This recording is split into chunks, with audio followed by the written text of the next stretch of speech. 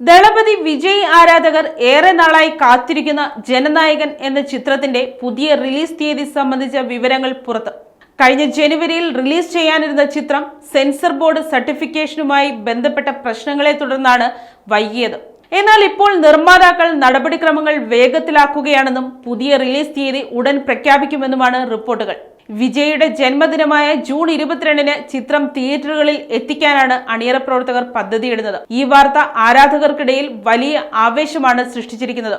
മുൻപ് വിജയുടെ ജന്മദിനങ്ങളിൽ സിനിമകളുടെ അപ്ഡേറ്റുകൾ വന്നിട്ടുണ്ടെങ്കിലും അദ്ദേഹത്തിന്റെ ഒരു ചിത്രം പിറന്നാൾ ദിനത്തിൽ റിലീസ് ചെയ്യുന്നത് ഇതാദ്യമായാണ്. വിതരണക്കാരും ചിത്രത്തിൽ വലിയ താല്പര്യം പ്രകടിപ്പിക്കുന്നുണ്ട്. നിലവിൽ തന്റെ രാഷ്ട്രീയ തിരക്കുകളിൽ ശ്രദ്ധ കേന്ദ്രീകരിക്കുന്ന വിജയിയെ വരും ആഴ്ചകളിൽ നേരിട്ട് കണ്ട് റിലീസ് തീയതി ചർച്ച ചെയ്യാൻ നിർമ്മാതാക്കൾ ഒരുങ്ങുകയാണ്.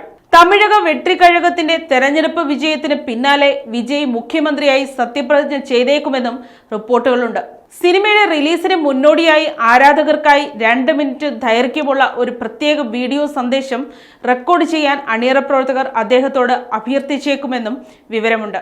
എച്ച് വിനോദ് സംവിധാനം ചെയ്യുന്ന ചിത്രത്തിൽ പൂജ ഹെഗ്ഡെ, പ്രകാശ് രാജ്, പ്രിയാമണി, മമിത ബൈജു എന്നിവരാണ് പ്രധാന വേഷങ്ങളിൽ എത്തുന്നത്.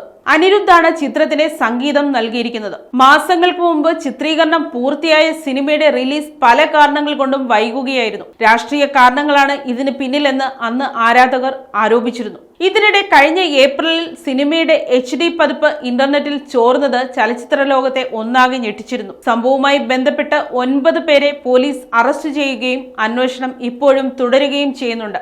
സിനിമയെക്കുറിച്ചുള്ള പുതിയ അപ്ഡേറ്റുകൾ ലഭിക്കാൻ പ്രേക്ഷകർ ഒന്നടങ്കം കാത്തിരിക്കുകയാണ്. News desk, Kottarakkara media.